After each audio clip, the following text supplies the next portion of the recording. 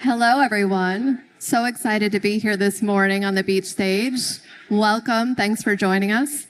Jim, did you think of that bucket list item yet? I'll keep working on that. Okay, maybe we'll check back in at the end.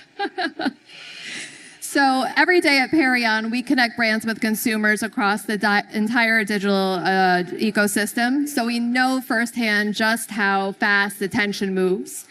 But attention, as we know, can be fleeting, right? And the really holy grail of marketing isn't just getting that attention in the moment, but turning it into attention that's that turns people into passionate long-term brand advocates. So I'm very excited to have this panel, this powerhouse panel, join me today to talk about how they're doing just that.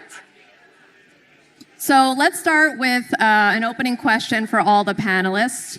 What is the difference between a consumer who notices your brand and one who advocates for it?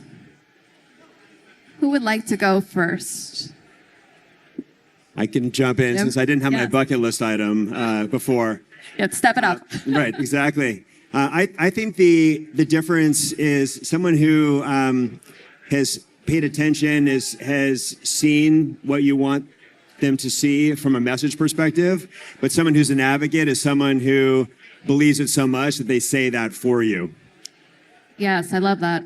I love that. For me, attention lasts a moment, advocacy lasts a lifetime. And if I think of the consumer who's become a true advocate, they're the ones showing up in the comments, fighting on behalf of your brand, sharing. And in the case of Hellmann's, most recently tattooed a Hellmann's jar on their body. So we have some true passionate advocates. Wait, did you say a Hellmann's tattoo? That's a real story. Wow, that is amazing. Okay, I feel like I want to dive into that later, but Alex? I haven't seen a Steve Madden tattoo yet. Not yet? Not yet, but anybody? Anybody in the crowd? Steve Madden tattoo? No, okay. Okay. I'll get one next for you. Okay. Honestly, echoing everything Jim and Jess said, I think the way I look at it, it's like, hey, when you're an advocate, you're proactively telling somebody like, oh my God, can you believe that these are Steve Madden's? Oh my God, can you believe that I'm on Reddit and they're actually telling their friends when they're not even asked. I always use the example of Target, and especially on the apparel side, right? And when somebody's proactively telling somebody like, oh my God, can you believe this is Target? Oh my God, I got it here. I only paid this. Oh my God, can you believe? Like, that's an advocate. Yes. No, that's great. So in preparing for this panel, when we were talking, we talked about trust. It's such an important word, and we live in such a crazy world right now when it comes to consumer trust, right? Between all the AI-generated content, influencer feeds, the general exhaustion from consumers about that kind of corporate messaging, top-down approach. The marketing world is really changing, where that top-down approach doesn't really work as well as it used to. Consumers are very skeptical, and so it's important for brands to think differently. To Jim, you've built this amazing platform, Reddit, which has really become, a validation layer for so many consumers. I just talked to you before this around how it became my single source of truth earlier this year when I was trying to figure out in New York the flight delays, how early I had to get to the airport, and now it's quickly become a place that I go to, for that truth beyond all the noise that exists in the world. So, what do you see brands doing that can really differentiate themselves there, and how do brands earn true advocacy on the platform? Well, the platform is Reddit is an excellent BS detector. So if you show up and you're using AI-generated content, or you are self-promoting or trying to be too salesy in the communities, people expect advertising and they want that to be relevant to the conversations. But if you're actually showing up in the communities, people expect you to be adding value to those communities, and they can sniff that out really quickly. So the brands that are going in there and doing well understand that discovery is attention. That's one thing, but it's the confidence that gets people to act. And so people want real perspectives. AI doesn't have any lived experience. It's just parroting back what people have said. And so people very often we see that half of shoppers, if they get an AI recommendation, they go into Reddit to validate that and build the confidence before they actually make the purchase. Yeah, that's very interesting. And Jessica, talking about consumers and trust, right? How do you tap into these kind of unexpected consumer spaces to build that with Unilever and the brands? Yeah, absolutely. And Reddit's a great example because it's where we go to really understand what consumers are talking about food, condiments, what they're saying about your brands when no marketers are in the room.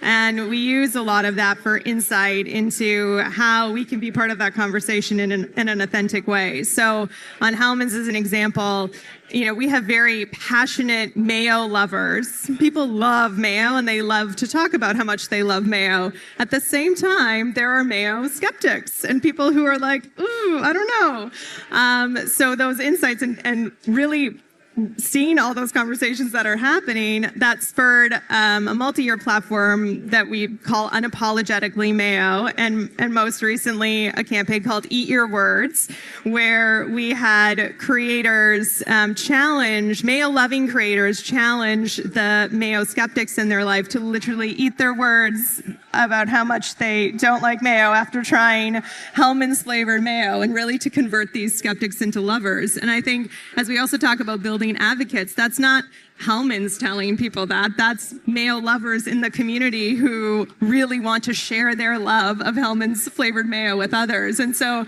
again, being part of that community and having creators co-author your brand with you, that's where you're building trust and connection as well.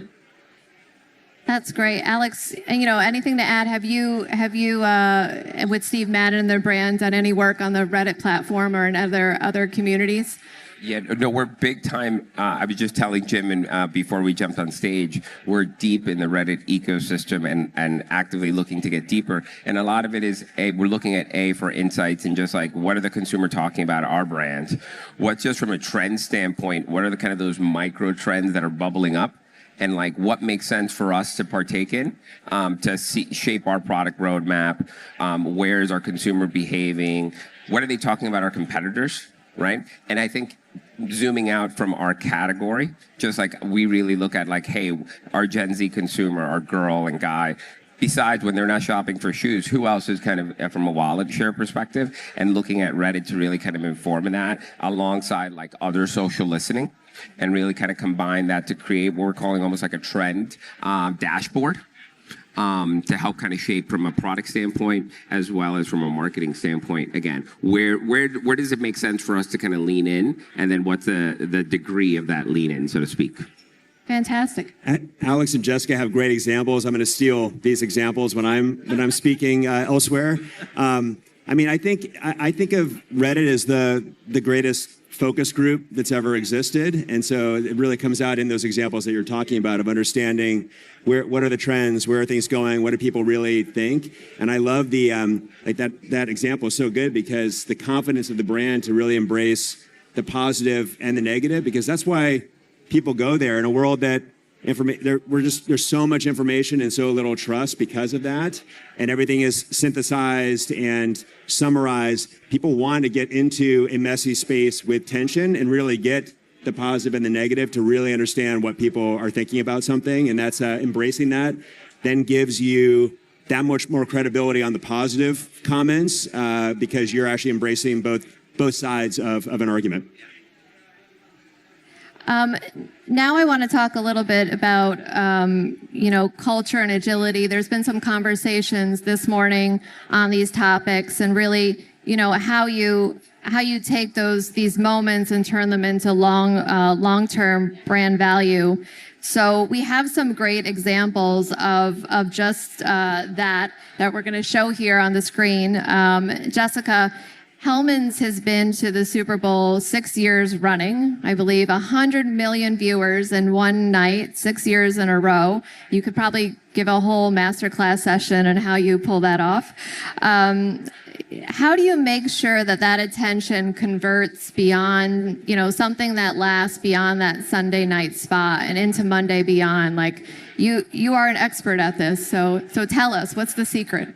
Yeah, I love this question because it's exactly how we think about our Super Bowl strategy. So obviously there's something incredible about a sports moment like Super Bowl that can bring together, I think the peak viewership this year was 137 million viewers at one time. And of course in the Super Bowl, you're watching because yes, you like the game and you want to see who wins, but you're also watching for the halftime show and you're also watching for the commercials. What is the moment that you can actually say, I'm tuning in to watch ads? So that high impact attention moment matters, but we like to say if we've just won that one attention moment, we've actually failed. And for us, we want to win the Super Bowl ahead of the Super Bowl. We want to win the Super Bowl after the Super Bowl too, and think of it as a full surround sound program. So if I think culture is now an ecosystem, not a funnel, and how do we build all of the lead up to it and sustain that attention. We talk attention into advocacy. So this year's Super Bowl, if you click it, maybe a video, but I'm not sure. Maybe not. But it was about taking the iconic song "Sweet Caroline" and remixing that into "Sweet Sandwich Time," where we had Andy Samberg play Neil Diamond. I love this. And we obviously music-based, there's so much there that you want then consumers to play back, sing along, all those moments to create content and extend it. And so we had the spot, but beyond that, all of these other integrations brought it to life in a way and gave consumers and creators opportunity to remix, share, participate, and be part of the program. And a few examples I have here from a commerce integration on Amazon where you could actually like sing along karaoke style to unlock a commerce offer, a partnership with Jimmy John's where you could buy the Neil Diamond ham touching cheese sandwich made with Hellmann's, creator ecosystem where again creators were remixing the songs. Fun fact, we had 122 million views through creator content. That's almost the same as the Super Bowl, and that extended after. Amazing. And consumer experiences. So it all comes together in this whole ecosystem, and that's where you can also translate not just the marketing reach into real business impact as well. The puns are too good. Too good. Susan, Creative VML, came up with amazing ones. Give her a round of applause. Great job. All right, and now Jim, I know that that you have done some great work with Dove, one of the Unilever brands, and Reddit with a digital out-of-home campaign. So tell us how that kind of came to life. Yeah, we were talking about this before. It's the Dove Real campaign. I don't know if we have anything to show on it, but basically Dove took the first 50 comments on a conditioner product, and positive and negative, and then used those throughout their marketing. And very similar to what you were saying before, just that confidence to be able to really embrace the different points of view, the critique, as well as the positive comments, just gave the people who are really advocating for the product that much more credibility. And so I just thought that was such a brave, confident way and the right way to show up in communities and think about how to embrace these Reddit communities. Oh yeah, here's an example. So I thought it's the Dove r/EAL, the Dove Real campaign. So it's like a subreddit. And I just thought it was a really, really clever, smart way to approach things. Yeah, I think it really brings a lot of authenticity to your point when the brand is embracing both the positive and negative, because oftentimes brands, they see the negative and they maybe shy away from that, but to really turn that into something powerful, you can see here, I hate the smell. It's like an old lady wearing too much intense perfume, but then next to it, smells amazing. I've seen improvement. So it just gives like the fact that they'll embrace that is really cool. And Alex, with Steve Madden, you could give a master class in capturing that instant heat, especially around some big sports moments. There happened to be, just recently a big sports moment in New York that some of us have been waiting for our whole entire lives. And you can't plan for that. So walk us through how you take a moment like that and turn it to something, meaningful for the brand and for your community. So, I think for us, it all starts in terms of like, hey, from a brand, what's our brand ethos, and what do we stand for? I think for us, we are Steve. He's from New York. He leads into it. We're all about like that New York style, right? That's what we're known for. That's our HQ. And at the end of the day, we're New Yorkers, right? And we've been saying that for as long as we can, right? And leaning into that from a style perspective, from a trend perspective. And kind of it started there. And then as kind of, if you go to the next slide, I don't know, again, to what you were saying earlier. Something happened a couple of weeks ago. I don't know. All right. I saw a couple of hands. Knicks fans in the room? Okay. All right. Like that. So then for us, as this was happening, and obviously in the office, everybody were all Knicks fans, and we're all like, oh my God, I can't believe this, right? Super excited. If you go to the next slide, it was like quickly, we have to react. How do we do this, right? And it was a quick strike, so to speak, of these different marketing tactics. So some very tactical and zooming out then. So the first thing we did was a quick and office shoot. So we quickly kind of, this is actually Casey, she's on the styling team. We actually shot that on an iPhone, quickly kind of just moved on that. We produced those blue and orange bags that we actually quickly shipped to our retail stores in New York and do that almost as basically as a gift with purchase. So this was available by game 1 of the finals. Right, so this content came out, and this was a new, kind of an inspired heritage style of a nubuck heel boot. So I don't know if some of you might seem familiar. The insight here from a trend perspective is this was actually kind of bubbling up in kind of forums and whatnot. Certain celebrities like Northwest was wearing it courtside earlier in the season. So kind of this informed us. So this wasn't a style that we had bought deep into. But again, it was very New York. For those of you that are from New York, that's like that nubuck, like that Timberland kind of material and color, that wheat color. Again, so we leaned into that. And then from there, the next piece that we quickly moved on was influencer. So I don't know, I'm curious, does anybody know who this is? No? Okay. This is Fat Joe's daughter, Azzy Milan.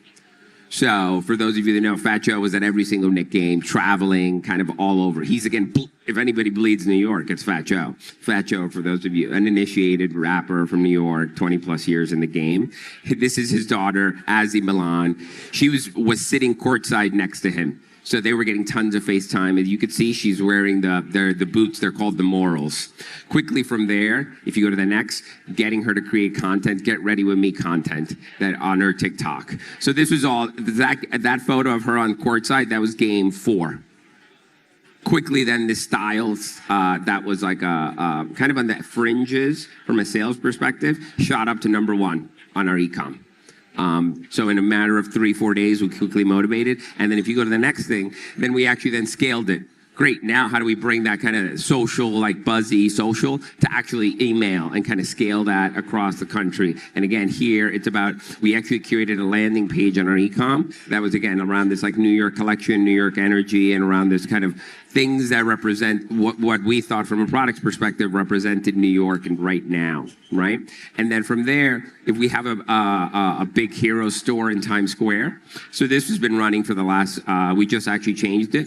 But this is actually, that's not an out-of-home placement. That's an actual screen we have above our Times Square store. Honestly, I feel like sometimes we should be selling advertising because it's so bright and big that it looks like an at-home. But again, we were able to kind of marry all these things locally, and then how do we scale that nationally and globally? And then internationally, because again, we lean into New York, and New York is something that our internationally we lean into. All of our partners were leveraging this in kind of the UK, in Europe, South Africa, and whatnot. So it was a good example of moving really fast, paying attention to what's happening in culture, using kind of social listening and kind of some partners like Reddit to really like, okay, what's from a product perspective, what's really kind of trending, and where do we have the right to win from a brand ethos perspective. So one question it's fantastic.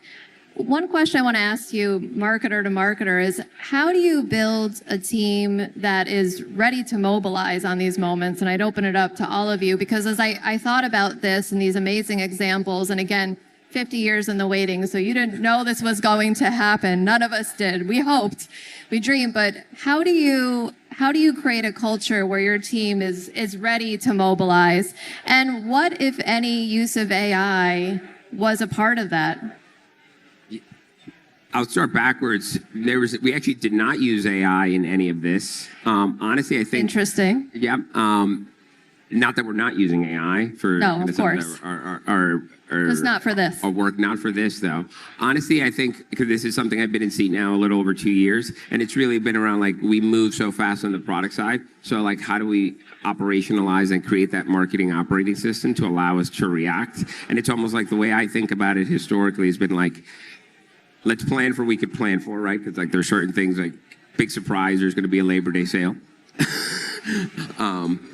This way, then we can have more time to plan for the unexpected.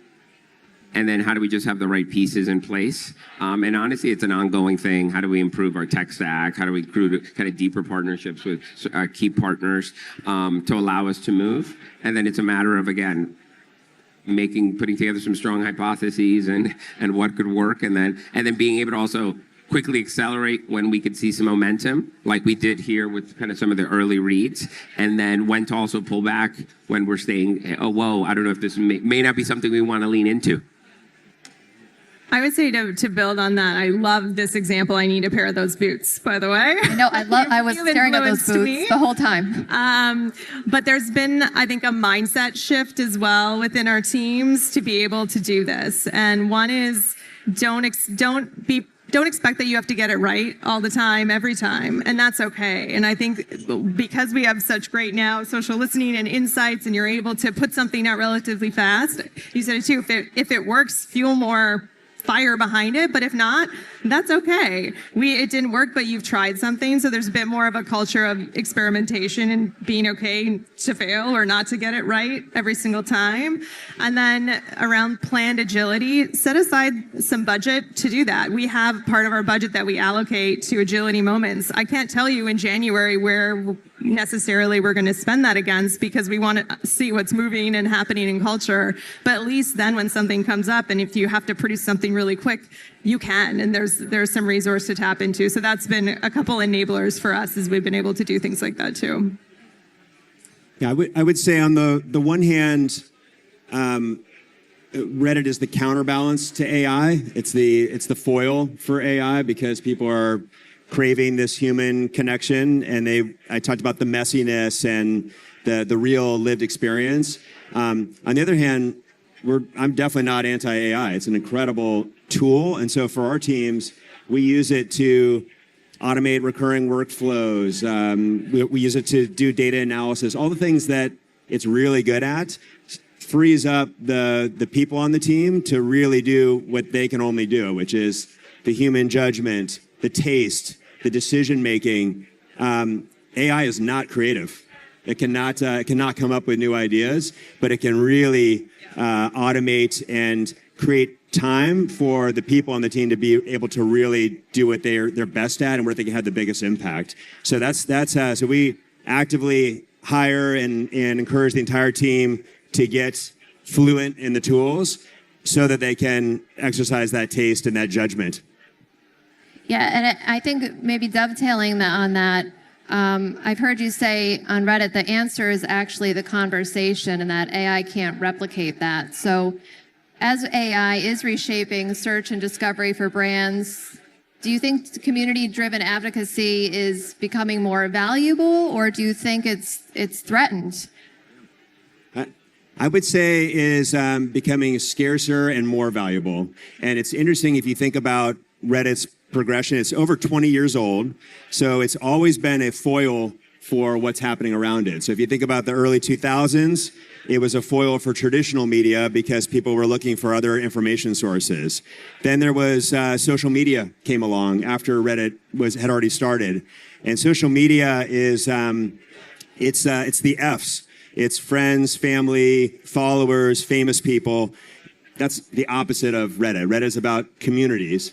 And now it's AI, which is all around it. And it's the foil for AI because it's the most human place on the internet. So it is in a world where we are just inundated with information. And it's so easy to create things with AI. It's much harder to create things that people care about.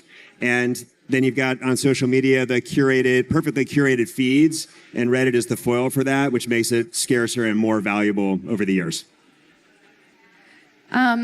So as a marketer myself, I think every day about this. We're in the business of helping brands reach people, and the hardest thing to do can be to measure when attention becomes something deeper.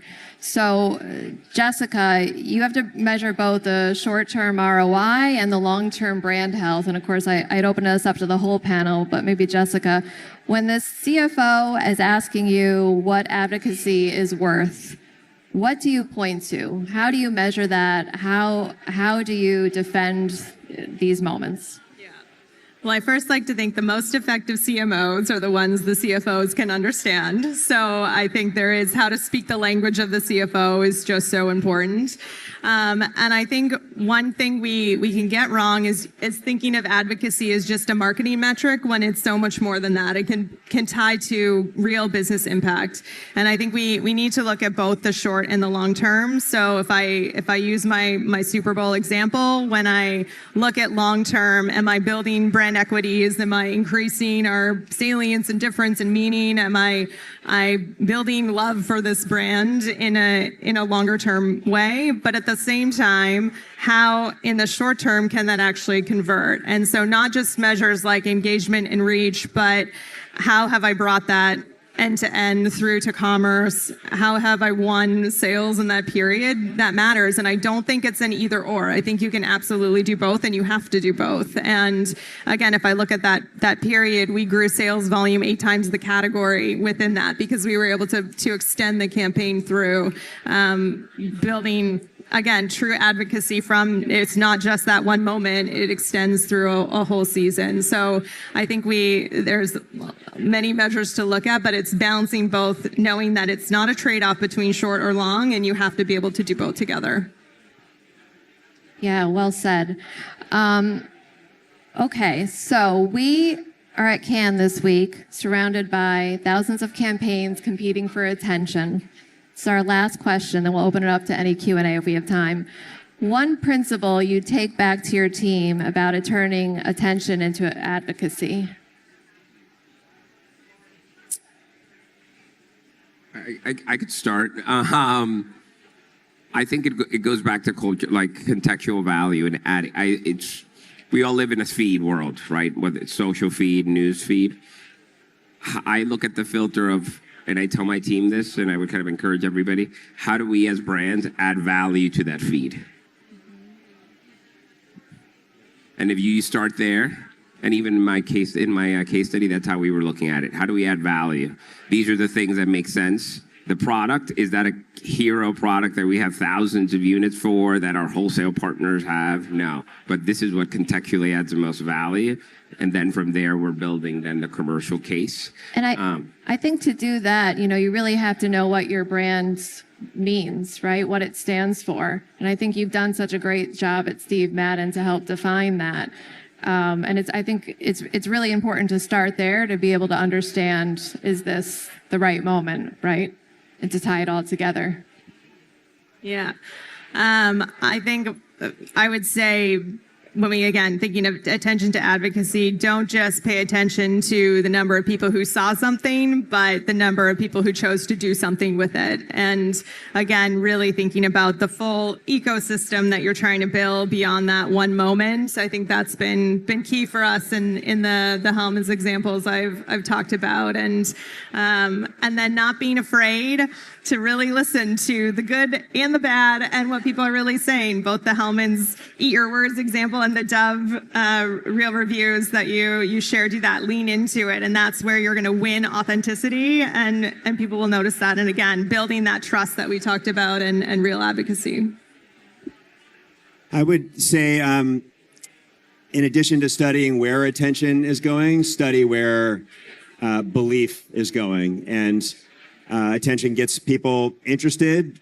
Belief and confidence gets them to actually take action. And what I've seen is we tend to, as marketers, over-index on the awareness attention part, and not enough actually in the middle, in the messy middle, where people are actively considering their purchases, talking about those purchases, and building the confidence to then actually act. So there's a more focus in that area is what I would recommend. That's great. Thank you all. We have just about a minute left. Are there any questions? Oh, I see one up front here. You got a mic. No, the mic is not on.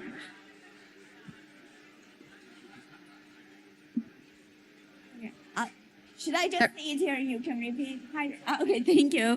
Hi. I'm just wondering if you had a genie and so you have all the options in the world, what would you like AI to enable you to do? The one thing. Wow. If AI could do one thing for you, what would it be? What would it enable for you as marketers? It's a good question. I mean, on Reddit, I would like AI to be able to instantly connect people around the world with, as they're joining Reddit, with the communities that they're most interested in, and be able to consume any piece of content regardless of the language, their local language, and be able to understand it and see it. That would just allow so many people around the world to start getting the value out of the experience. I think for me, I see in AI as an enabler of creativity, not an either or. So, and I feel we're already using it this way, but I know you said it perfectly. It can't replace like human judgment, creativity, taste, cultural relevance, but I think it definitely can help creativity at scale. And an example I have, we use digital twins to produce product imagery that has doubled the amount that we can produce in half the time and cost. And so there's just how we can use it to bring more efficiency, to really free up marketers' time and attention to think more strategically and make the larger impact. So that's what we do. I think we're at time, so I'm gonna. Nope, don't get out of it. Exactly. Come on, I don't want to be disrespectful to the next panel. No, quickly. A lot of, I think on the taste, I think it's just like, hey, how does AI, as it continues to get better and help accelerate that taste and really kind of like, even to your point around somebody joining Reddit and really being able to join the right subreddits right away, how does somebody come into like a retailer and immediately kind of get served in the right things based on their taste and knowing that? And again, there's a form of that happening, but truly doing that and that curation element that again is still missing, but that's still key. So. Great. Thank you, panelists. Thank you, audience. Thanks for having us. Thank you.